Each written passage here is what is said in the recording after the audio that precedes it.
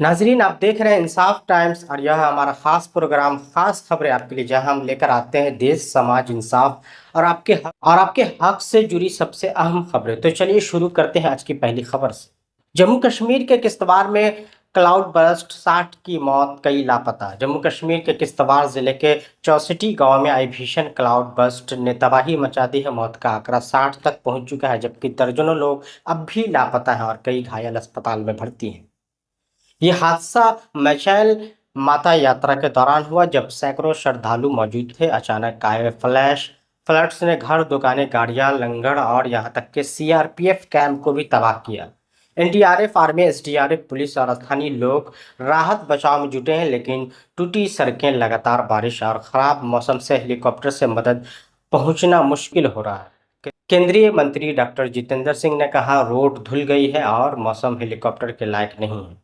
असम में संवेदनशील इलाकों के लिए हथियार लाइसेंस योजना।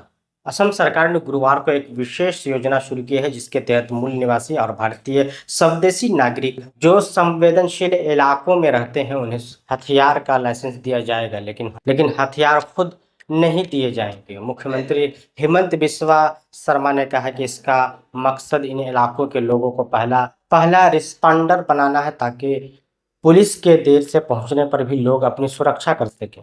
आवेदन करने वालों का मानसिक स्वास्थ्य, आपराधिक रिकॉर्ड और आत्मरक्षा की जरूरत का सत्यापन होगा, और यह सुविधा मुख्यतः सीमा से लगे या अल्पसंख्यक समुदाय के संवेदनशील इलाकों में रहने वालों के लिए होगी। दिल्ली दंगों का एक और केस ढहा, तीनों आरोपी बरी। दिल्ली की ककरडुमा कोर्ट ने 2020 के दिल्ली दंगों से जुड़े एक मामले में इरशाद अकील उर्फ पापड़ और रईस खान को सभी आरोपों से बरी कर दिया। अदालत ने कहा कि पुलिस के सबूत कमजोर और अविश्वसनीय थे।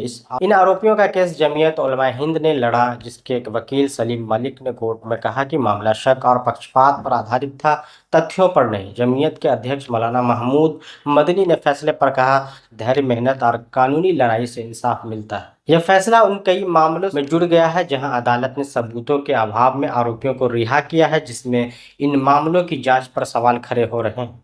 पटना स्वतंत्रता दिवस पर सीएम नीतीश की बड़ी घोषणाएं। पटना के ऐतिहासिक गांधी मैदान में मुख्यमंत्री नीतीश कुमार ने स्वतंत्रता दिवस पर तिरंगा फहराया और जनता को संबोधित किया। उन्होंने प्रतियोगिता परीक्षा के शुल्क घटाने, मुख्य परीक्षा शुल्क करने, अधिकार रोजगार देने वाले उद्योगों को मुफ्त जमीन देने और प्रवासी बिहारियों के लिए बस व विमान सेवाएं बढ़ाने की घोषणा की। साथ ही अगले वर्षों में 1 करोड़ रोजगार देने का लक्ष्य रखा। असम में दर्ज एफआईआर पर सुप्रीम कोर्ट से सिद्धार्थ वरदराजन को राहत। जर्नलिस्ट सिद्धार्थ वरदराजन और दवाई टीम को असम में दर्ज एफआईआर मामले में सुप्रीम कोर्ट से कोई भी कड़ी कार्रवाई नहीं करने का अंतरिम आदेश मिला है। यह मामला ऑपरेशन सिंदूर से जुड़ी रिपोर्ट को लेकर दर्ज हुआ था, जिसमें बीएनएस की धारा 152 के तहत कार्रवाई की गई। याचिकाकर्ताओं ने इस नए नियम से लाया गया औपनिवेशिक राष्ट्र को देशद्रोह कानून बताया है। 100 दिन से जेल में पत्रकार, छात्र कार्यकर्ता एजाज एम सिद्दीक।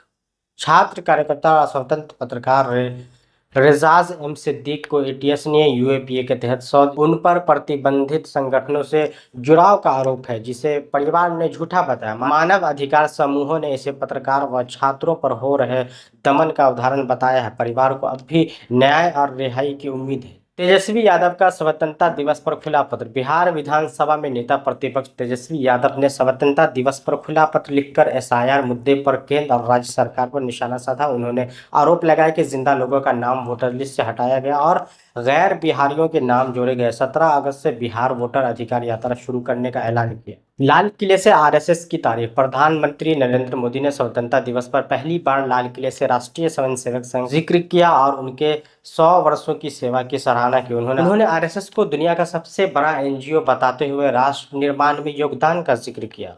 चिराग पासवान का चुनावी प्लान और विपक्ष पर हमला। एसआईआर और अन्य मुद्दों के बीच चिराग पासवान ने साफ किया कि वे एनडीए में हैं, लेकिन बिहार सरकार में उनकी हिस्सेदारी नहीं है। उन्होंने प्रशांत किशोर की तारीफ की और विपक्ष को फ्रस्ट्रेट बताया। चिराग ने दावा किया कि राहुल गांधी कभी प्रधानमंत्री नहीं बनेंगे और वोट चोरी को विपक्ष का नया बहाना कहा। गांधी मैदान की झांकी प्रतियोगिता में शिक्षा परियोजना परिषद अव्वल। पटना के गांधी मैदान में स्वतंत्रता दिवस समारोह के दौरान 13 शानदार झांकियों का प्रदर्शन हुआ। इनमें बिहार शिक्षा परियोजना परिषद ने पहला अग्निशमन निदेशालय ने दूसरा और कृषि निदेशालय ने तीसरा स्थान हासिल किया। नाजरीन, ये थी आज की खास खबरें आपके लिए, जो आपके हक, आपके समाज और आपके देश से जुड़ी है। हम कल फिर हाजिर होंगे नई और अहम खबरों के साथ। तब तक के लिए अलविदा और